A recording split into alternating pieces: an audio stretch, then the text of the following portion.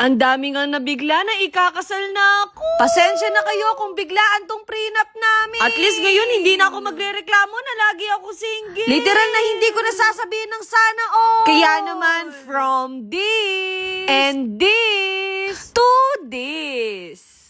At eto nga, nagdala na ako ng maleta kasi ang dami kong dalang gamit. Dinala ko na lahat para siguradong wala tayong makakalimutan. Sinama ko nga si Bunso kasi hindi siya pwedeng mawala dito. At eto nga, nandito na kami kung saan kami magsushoot. Eto yung napili namin ni Di na location kasi gusto namin ng nature. Kumbaga yung peaceful lang na lugar. May pa-jacuzzi pa nga dito, baka dito na lang kayo magsiswimming ni Chawu. Grabe, sobrang ganda ng view. Parang ako. Huy, ang feeling. Agad nga akong inayusan kasi baka malate na naman tayo, no? Saktong magsisimula pa nga lang kami, dumating na yung may son to be ko. Huy, hindi ka gagano. Sabi kasi ni Di, kahit wala daw akong makeup, pwede na ako. Pero syempre, gusto ko naman maganda tayo ngayong araw na to. Tingin na din sa palogo. Aba, kahit yung makeup artist ko, kinikilig sa amin. At sakto, dumating na yung designer namin para sa damit. Yung team pala na napili namin, yung pang-Korean ang atake. Kumbaga, magiging opa muna si Chawot, kapag talaga babae yung inaayusan, aabot ka talaga ng siyam-siyam. At sakto, nag-aayos na din yung mga photographer at videographer natin. Kaya binisita ko na din yung mapapangasawa ko. Hoy, ang harap! Tatlo na tayong nakangiti ngayon. Tinawagan na nga ako ng designer na kailangan ko na daw magpalit kasi pumapangit na yung panahon. Kaya pinapanalangin namin na sana hindi matuloy yung ulan. Imbis na magpalit ako ng damit, nakita ko tong lechon.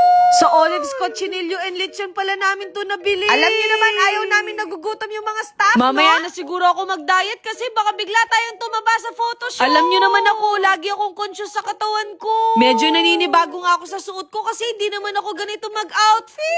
I-rate nyo na lang siguro yung outfit ko, no? In fairness, bumagay din kay Day yung outfit niya. At kahit anong isuot naman niya, talagang gwapo siya sa paningin ko. Hoy, bakit ako tumatapang ng ganito? Habang hinihintay nga si Chawot, nag-solo shoot na muna ako.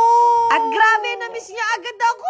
Hoy, ang feeling! At bago pa nga bumuhos yung ulan, sinimulan na agad namin yung photoshoot. Alam din namin na nako-confuse na rin yung mga tao sa amin kung ano bang meron talaga sa aming dalawa. Basta ang masasabi ko na biggest plot twist ko ngayong 2026 si Chawot. Hindi ko rin kasi talaga in-expect na magtatagpo kami uli. Hindi man halatang kinikilig ako, no? Hindi kasi talaga ako sanay kapag ganito karaming camera. Kaya iniisip ko na lang na kunwari kaming dalawa lang ni Chawot. Nahiya na nga din ako sa mga videographer namin kasi paulit-ulit kami. Basta ang alam ko may mga kontrabida kaming nanonood. At nafe-feel talaga namin na na-enjoy at happy talaga kami sa nangyayari. Na para bang kami lang yung tao dito. Pero masasabi ko pala na mahirap din pala mag-prepare ng wedding. Para din sa pagpapagawa ng bahay, kailangan ready ka din. Kasi kung hindi pa ready si Chawot, itigil na tong kasalan na to. Hoy, ang bilis mag-change, ma. At kahit umaambon, patuloy pa rin yung photoshoot. Ramdam ko talagang may lalagnatin bukas, no? Hindi na nga napigilan yung panahon, bumuhos na talaga yung ulan. At sakto, gutom na rin kami, kaya kakainin na namin yung lechon.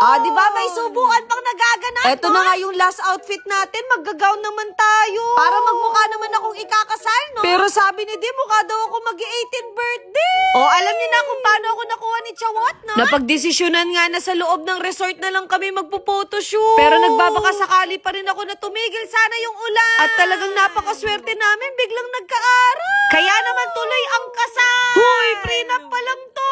Nag-practice na nga kami dito kung paano ba maglalakad kapag kinasal na. Sabi ko kay Di, huwag siya umiyak kasi sumpayo. Bagay nga sa akin daw yung gown, baka i-everyday ko na to. Nako, kung alam niyo lang, sobrang expressive ko talaga kay Chawot. At pakiramdam ko, dito talaga siya na in love sa akin. Hoy, ang feeling. Opo, sa puntong to, hindi ko na mapigilang hindi kiligin.